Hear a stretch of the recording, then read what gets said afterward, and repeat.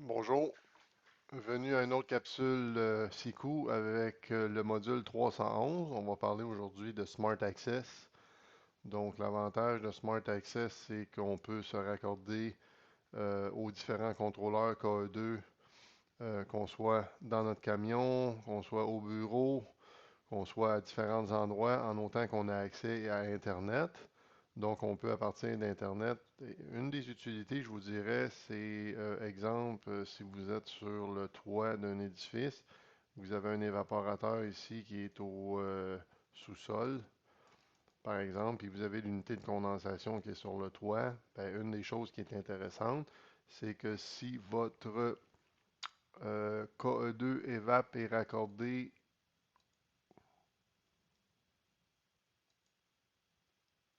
On va juste changer de couleur. Donc, si votre KE2 est raccordé ici sur le réseau du client qui vous donne accès à Internet, ben, ça veut dire que si vous êtes sur le toit ici avec votre téléphone intelligent, en passant par Smart Access, par contre, vous avez accès de façon Wi-Fi au web et on vous donne accès à la page web de votre évaporateur ou des systèmes que vous avez dans le bâtiment.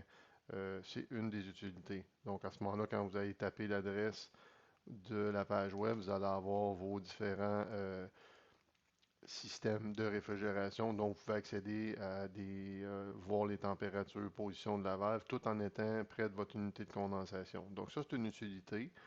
Les autres utilités, ben, c'est que ça serait votre client, par exemple, qui veut voir, dans ce cas ici, on aurait Joe, là. Joe, il aura accès à tous ces différents systèmes qui peuvent être sur le même site, ou ça peut être des magasins différents. Donc, on va regarder ensemble comment activer le Smart Access, en fait, du système. Donc, le Smart Access, c'est la façon IT de venir se raccorder. Souvent, on a besoin des gens de Internet là, ou de technologie de l'information. On va dire IT là, en anglais, là, c'est technologie de l'information, en fait. Euh, donc, on a rarement besoin de ces gens-là, que c'est assez dispendieux. Fait qu'au niveau de la réfrigération, c'est qu'on peut offrir à notre clientèle et à nos différents techniciens de service accès aux différents contrôleurs Modbus. On a vu dans d'autres vidéos, aller sur le site SICU, voir les Modbus et les TCP/IP et aussi les sondes sans fil. Donc, on va regarder les deux méthodes comment faire pour se connecter. Donc, une des méthodes les plus simples, en partant, c'est d'utiliser le Edge Manager Plus, le EM Plus. Donc, si on vient ici, on voit que de façon locale, j'ai mes TCP/IP ici. Donc, j'ai des Modbus que je peux raccorder une clé. On a fait un module juste sur ça, donc je vais passer rapidement. Vous allez avoir aussi des KE2 EVAP OEM, qui soient des Guardian, des ESP+, de Keyprite ou Guardian de Ref+, ou des KE2 EVAP tout simplement qui sont achetés chez un grossiste. Donc, quand on en a plus qu'un, on a vu qu'on se raccorde toujours du côté local Area Network. Encore une fois, il y a une vidéo de fait là-dessus. Si vous avez besoin de plus d'informations, à aller consulter les vidéos sur les Edge Manager. Et on a aussi des sondes sans fil. Donc, localement, on peut avoir accès à la page Management et c'est ce qu'on va faire. On va être dans la page Management pour activer Smart Access. Et le WAN ici va être câblé dans une switch Internet du client. C'est toujours préférable de le faire qui donne accès à Internet. C'est la meilleure méthode. Mais on peut aussi y aller en W1. Pas les deux, c'est important, c'est un ou l'autre. C'est moins stable, mais ça peut être quand même accessible. Donc, on va y aller en Wi-Fi, se connecter sur le réseau du client. À ce moment-là, on va avoir besoin du mot de passe pour pouvoir se communiquer. Donc, ça, c'est un peu le hardware, comment on va y situer. Maintenant, si on regarde comment activer le Smart Access, ça veut dire qu'on veut venir ici puis être capable d'avoir choisir des différents contrôleurs qu'on voudrait publier sur le portail Smart Access. Pour ce faire, première chose, c'est qu'on s'assure qu'on est connecté avec sur votre réseau ici. Je suis connecté en Wi-Fi, par exemple, sur le KE2M+, en mode 5G. À l'arrière, c'est toujours marqué l'adresse du gateway du EM+. Donc, je tape l'adresse du gateway. Donc, j'ai accès ici au dashboard. Donc, on voit ici dashboard. Ce qui m'intéresse, c'est le Go-To Management Console. On va me demander un mot de passe qui on doit à l'entrée. Dans ce cas-ci, ça a déjà été fait. Donc, maintenant, vous voyez, je suis dans le Management Console. Ce qui est important, on va juste s'attarder au Smart Access qu'on a vu encore là dans le vidéo précédent des Edge Manager. Là, c'est le nuage, en fait. Le nuage nous donne l'accès. Donc, un des critères, c'est que je vois le contrôleur ici. Donc, la méthode la plus facile, comme je suis là présentement dans le Edge Manager, je viens activer Access. Et lorsque j'active Access, il va me dire le site au niveau, là, j'ai donné un nom, exemple restaurant, et je vais lui donner le password de mon choix et je dois retaper le password. Une fois que c'est fait, à chaque fois que vous venez jouer dans Access, une fois que le casier est activé, ça veut dire que vous voulez. Ici, regardez, c'est marqué Ready.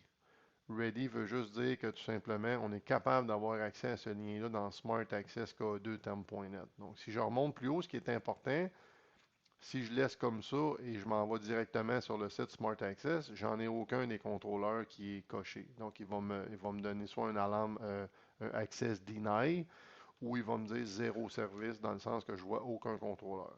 Ce qui est toujours important, c'est de venir choisir les contrôleurs. Donc, je vais venir en prendre un. Dans ce cas-là, je vais venir choisir celui-ci. D'accord. Et là, vous voyez, c'est tombé en vert. Donc ici, ça veut dire que j'ai accès.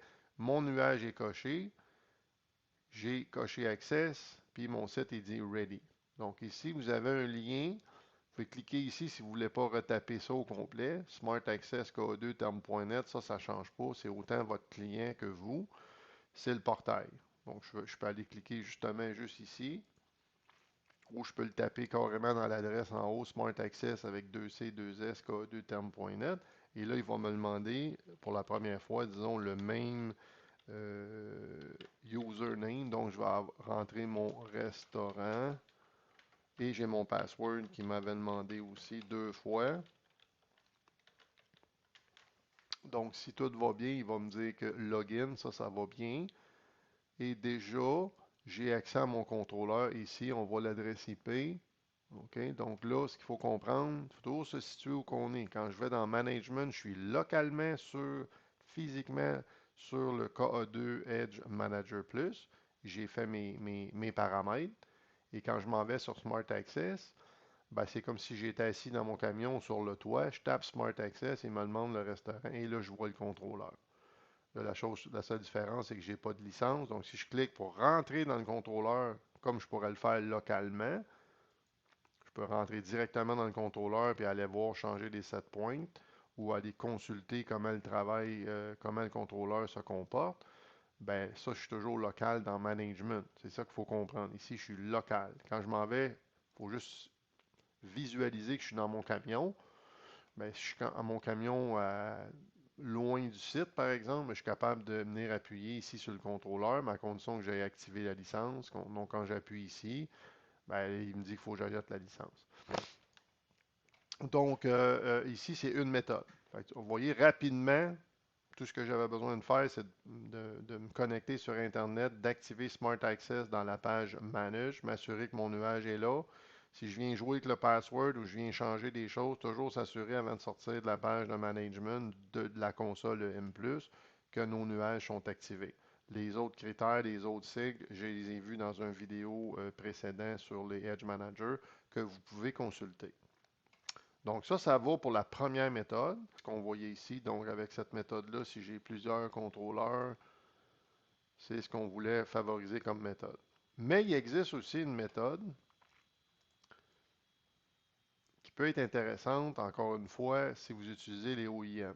OK? Les OIM sont gratuits en fait.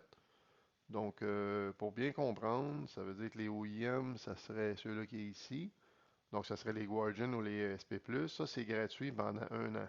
Pendant 1 an, vous n'avez pas à payer la licence. Et là, c'est très intéressant pour les gens de service. Même si votre client ne veut pas nécessairement voir les alarmes à distance, voir les systèmes à distance, à ce moment-là, c'est plus intéressant. OK? Parce que même si le client, je dis, ne veut pas les avoir, vous pouvez quand même avoir accès à distance, que ce soit sur le toit, vous êtes en train de faire un troubleshooting, ben, ça va vous faciliter votre tâche pendant la période de la garantie. quand vous allez avec des KE2 évaporateurs efficiency, on a vu c'est 30 US par année pour chaque contrôleur.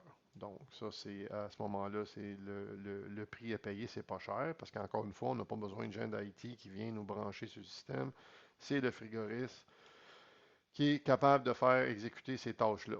OK? Donc, on ajoutait ici le module EM Edge Manager. Mais dans le cas où vous auriez, par exemple, vous n'auriez pas, vous auriez juste un contrôleur, par exemple, juste une chambre froide ou juste peut-être deux, une chambre froide, un congélateur, puis temporairement, votre client est assez pointilleux sur le coût, donc on pourrait éliminer ici le Edge Manager, puis on viendrait brancher deux contrôleurs directement, pas dans la switch par exemple de KE2, mais ça serait dans la switch ou dans le routeur du client directement.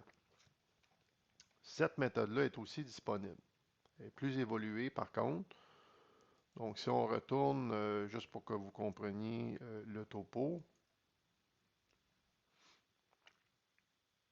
donc ici, on a reproduit un système quelconque Internet.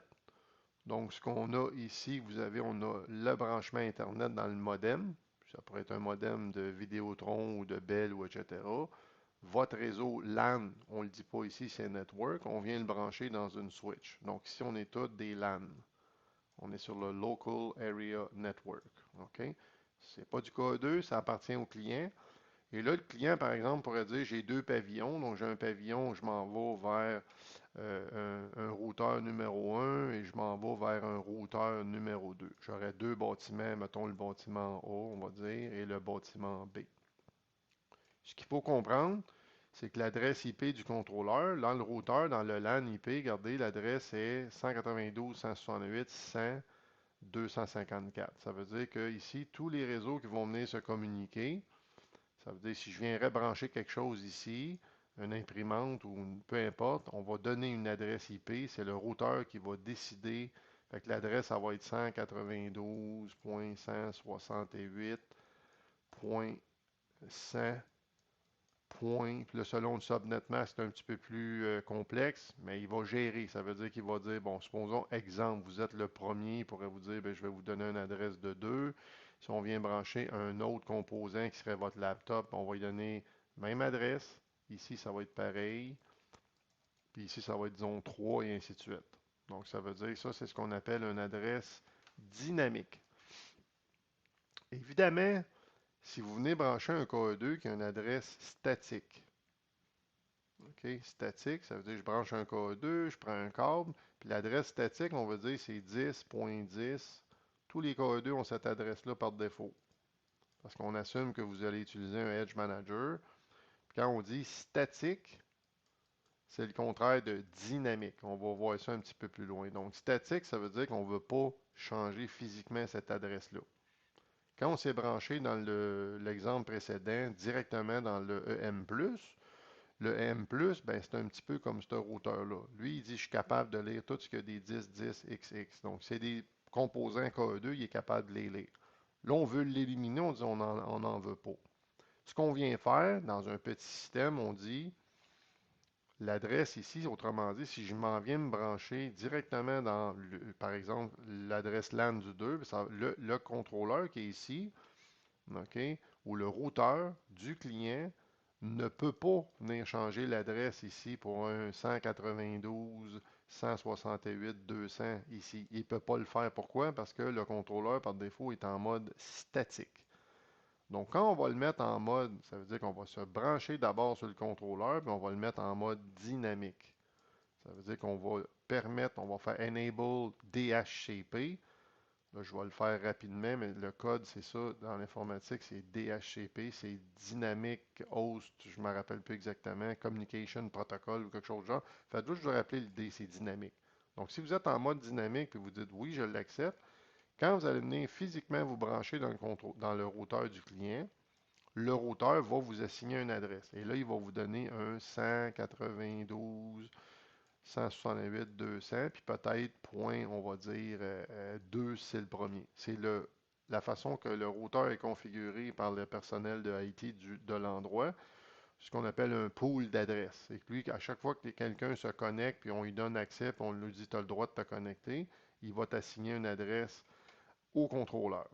Puis à partir de ce contrôleur-là, une fois que ça c'est fait, ça veut dire qu'on ne peut plus utiliser l'adresse 1010 qu'il y avait ici. Fait qu'il faut aller dans si je dessine ça rapidement, là, dans un cas 2 on va aller sur le display, puis on va aller dans le menu variable. Ça, j'ai couvert ça dans d'autres vidéos. Le menu variable, on va descendre jusqu'en bas du menu pour aller voir l'adresse IP octet 1, octet 2, octet 3, octet 4. Ça veut dire que on va aller voir ça va être quoi l'adresse, parce qu'il va la changer. Elle ne sera plus 1010, mais on veut savoir par exemple c'est quoi. On va aller physiquement sur le display, dans le menu variable, puis on va aller voir c'est quoi l'adresse IP qui a été assignée. Mais avant de faire ça, il faut mettre le DHCP Enable. C'est ce qu'on va voir. Fait que je vais juste vous placer les ingrédients pour vous montrer un petit peu. Une fois que c'est fait, si on a mis le DHCP à Enable, on branche le câble dans soit la switch ou le routeur du client. Et à ce moment-là, le routeur va assigner une nouvelle adresse. Et là, à l'intérieur de ce contrôleur-là même, je vais aller taper l'adresse, je vais aller faire les fonctions de Smart Access. Je ne les ferai pas dans le EM Plus qu'on a vu. On va le faire dans chacun des contrôleurs. Si vous en avez deux, c'est quand même bon. Vous avez deux contrôleurs puis qui sont branchés les deux dans le même réseau. Ben, c'est qu'à chacun des contrôleurs, il va falloir taper le user et le password dans chacun des deux. Fait que là, vous voyez, si vous en avez 10, ben là, c'est plus laborieux. Il faut le faire 10 fois juste pour sauver un M+. Et l'autre raison du M+, qu'est-ce qui est intéressant, c'est qu'ici, vous n'avez pas de firewall. OK? Je vais changer de couleur. Avec un firewall, si on se rappelle, on a parlé que entre le WAN et le LAN, ici, vous avez un routeur, regardez, entre le WAN et le LAN, il y a un firewall. OK? Mais là, une fois que vous êtes sur le LAN, ça veut dire quelqu'un ici qui a son imprimante ou les ordinateurs, tout ce qui est branché sur le réseau du client, ben, ils ont accès quand même à vos différents contrôleurs, s'ils ont le mot de passe et ainsi de suite. Ils sont capables de les rejoindre s'ils connaissent les adresses, etc. Quand on met un M+, ben, on vient se brancher, si on regarde bien ici, quand on rajoute un M+,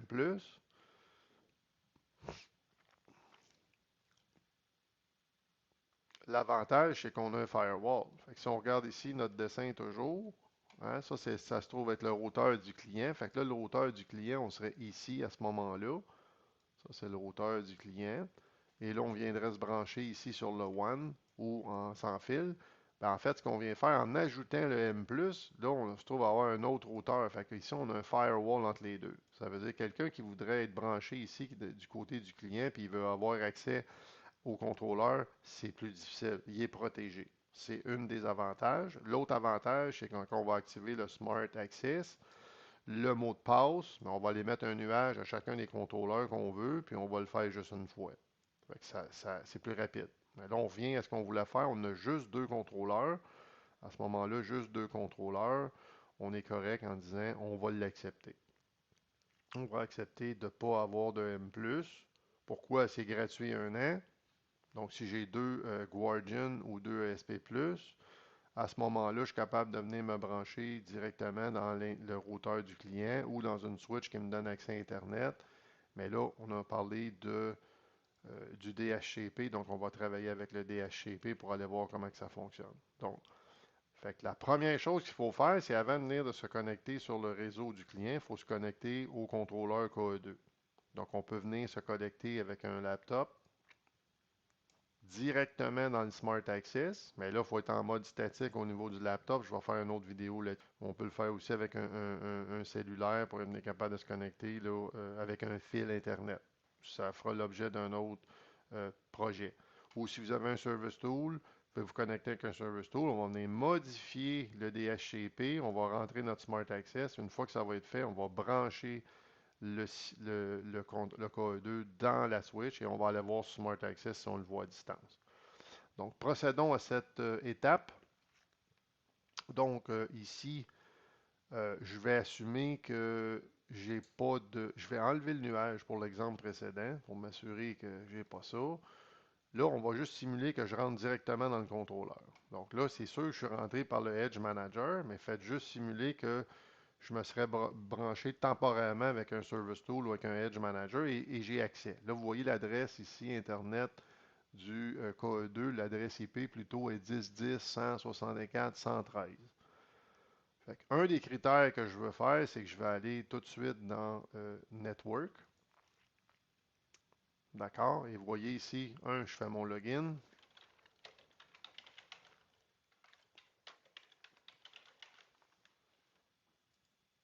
Il marque logout, donc je suis correct à ce niveau-là. Donc, vous voyez ici, le DHCP, par défaut, il est disabled. OK? Fait que ce que je viens faire, il y a plusieurs façons de le faire. Une des bonnes façons, c'est qu'on va aller directement dans Setting ici, puis garder Smart Access. Et à faire attention, là, j'ai enlevé, il ne faut pas le faire à deux places. Si votre Smart Access est fait ici, puis vous avez un M+, vous ne le faites pas. Vous le faites sur le M+, mais vous ne le faites pas ici. Dans la raison pour qu'on l'a ajouté ici, c'est dans le cas où vous avez un ou deux contrôleurs que vous voudriez utiliser directement sans utiliser le M+. Donc, je n'ai pas de M+. Alors ici, je dois faire Press to Enable. Il me dit, c'est sûr que ce que vous voulez faire, que vous voulez le mettre en on? Oui, c'est ce qu'on veut faire. Le host, il est encore en Smart Access. Par défaut, les contrôleurs, ils marquent Installer puis le MAC adresse. C'est plus fastidieux à taper le MAC adresse.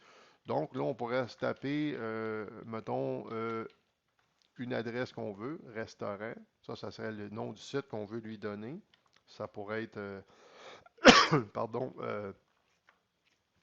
le nom du client, etc. Pas mettre d'accent francophone, évidemment, là-dessus pour que ça fonctionne bien.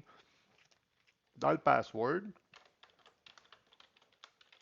évidemment, dans mon cas, je vais utiliser le même que j'ai utilisé tantôt, mais ça pourrait être un autre.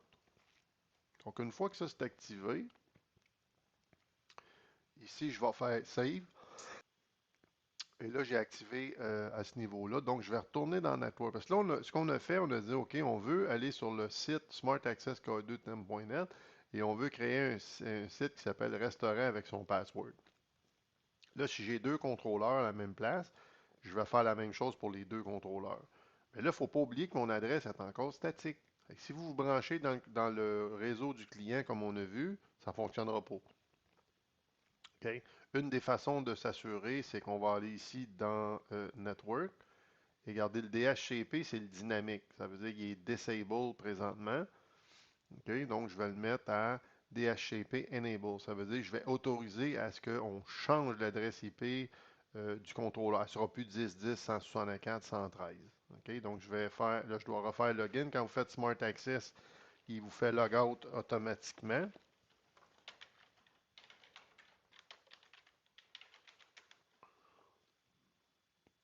Donc, ici, quand je vais faire. Et là, il faut simuler que je suis comme câblé directement dans le KE2. Donc, quand je vais faire Enable et je vais faire Save, d'accord? Là, à ce moment-là, je peux débrancher le contrôleur et aller le brancher directement dans le réseau du client. Et le réseau du client va lui donner une autre adresse IP ici que je ne connais pas. Pour la connaître, comme on a dit, on va aller sur l'affichage du contrôleur si vous voulez le savoir. On va prendre de ce côté-là. Directement dans le menu variable, puis IP octet 1, l'octet 2, l'octet 3, l'octet 4. On va aller voir c'est quoi ces variables-là. Une fois que je les ai, ben, supposons que ça ne fonctionne pas, la seule façon que vous pouvez venir reparler à ce contrôleur-là, c'est en utilisant cette adresse IP-là. D'accord? Donc, ça étant fait, je peux aller maintenant sur Smart Access. On va effacer quelque chose. Je vais aller vérifier si je le vois. Donc, je vais aller sur Smart Access portail ke2tem.net. Et c'est toujours pareil, il me demande le site. Donc, je vais rentrer mon site et mon mot de passe. Et on va aller voir si le contrôleur est encore là. Oui, il est là. Et si vous regardez, là, je ne peux pas le voir au niveau de l'adresse ici parce que je n'ai pas la licence. Fait que je vois juste le MAC, mais je ne vois pas l'adresse IP. On va essayer de. Mais je le vois. Regardez, si je clique dessus, on voit juste le MAC adresse, il va me demander la licence. Fait que là, on va essayer de simuler. Avec la caméra ici, je vais tenter de faire ça rapidement. On va juste aller voir c'est quoi l'adresse qu'il a mis dans le contrôleur. Donc là, j'ai comme deux, trois opérations à faire. Je pense qu'on le voit quand même assez bien ici.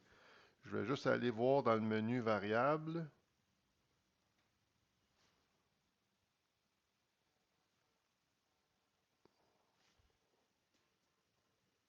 OK, menu variable, et je vais aller jusqu'à temps que je vois IP octet 1. Donc, l'IP octet 1 ici, si vous ne le voyez pas, c'est 192. Voyez-vous, IP 1010, 192, 168, 50, 239. C'est la nouvelle adresse IP du contrôleur qu'on va avoir maintenant dans ce contrôleur-là. Et c'est ça qui confirme que le DHCP a bien fonctionné au niveau de l'appareil. En fait, si on retourne dans le contrôleur ici, je vais aller voir localement. Là, moi, je peux le voir parce que j'ai un M+, là. Fait que si on vient ici, puis on fait juste sortir Go to Management Console. OK. On va juste faire clear, puis on va refaire un scan. Stop. On va juste scanner ce qu'il voit. Bon, regardez le contrôleur. Ce que vous voyez, c'était l'ancienne adresse 1010. Elle restait là parce qu'oubliez pas que le Edge Manager, il dit, je l'ai déjà vu cette adresse-là, fait qu'il va vous la remettre. Fait que là, ce qu'on vient voir, on a des Bluetooth qui embarquent, mais celui qui m'intéresse, c'est celui-là. Son adresse n'est plus 1010 comme tantôt. Si je vais ici, regardez 1010 164 113, c'est ce qu'on avait, mais quand on a mis le DHCP à Enable, ben, elle n'existe plus. Là, il l'a changé pour 192, 168, 52, 39. Donc, ça confirme que on la verrait l'adresse IP ici si on aurait une licence. OK? Donc, l'avantage du Smart Access, c'est que votre client peut voir ses alarmes puis il peut voir ses températures. On a vu ça aussi dans Edge Manager, je ne reviendrai pas là-dessus. Mais en gros, c'est que c'est lui-même qui gère ses adresses, ses envois de messages textes ou ses alarmes courriels quand il y en a. Donc ça, c'est avec le module qu'on a couvert ici. C'était une façon rapide de voir que Smart Access, encore une fois, ça vous permet d'avoir accès à distance à chacun de vos contrôleurs, autant pour l'homme de service que pour le client. OK? Comme j'ai mentionné tantôt sur le toit. Puis aussi, si vous ne l'avez pas, ben, c'est sûr que dans le cas d'un KE2 EVAP OIM, ben, votre display il est sur l'évaporateur dans la chambre froide. Donc, c'est plus intéressant d'être capable de le voir à l'extérieur. OK? À l'extérieur, soit avec Smart Access, ça vous donne. Puis si vous avez besoin d'aide pour le troubleshooting, autant de la part du manufacturier, de la part de KE2 ou un technicien qui est plus moins familier avec les technologies, ben à ce moment-là, on peut l'aider en réfrigération, dire on voit tes contrôleurs, on voit ce qui se passe, puis on peut t'aider à faire le troubleshooting. Donc, je pense que ça couvre assez bien notre objectif qui était d'accéder à la page web avec n'importe quel contrôleur KE2. Si c'est des TCP/IP, il y a deux méthodes. Si c'est des Modbus, vous êtes obligé, ou des sondes sans fil, vous n'avez pas le choix de passer par le M+. Mais quand c'est TCP/IP, on a vu que c'est gratuit avec un OIM, donc on peut le connecter si vous en avez un ou deux temporairement. Pour une année, ça ne coûte rien. Une fois que l'année est passée, le client décide s'il accède à la licence ou pas. Puis si vous avez plus que 2, 3, 4, 5 contrôleurs, ben, je vous recommande fortement de le faire parce qu'à ce moment-là, ben, c'est moins laborieux en temps de programmer chacun des contrôleurs. Et pour faire le service, ben, c'est plus facile. Donc, ça couvre notre formation pour aujourd'hui. Dans les prochaines formations, on va voir un peu comment se connecter en mode statique avec un laptop et même avec un téléphone cellulaire avec un câble et un adapteur. Donc, bonne semaine.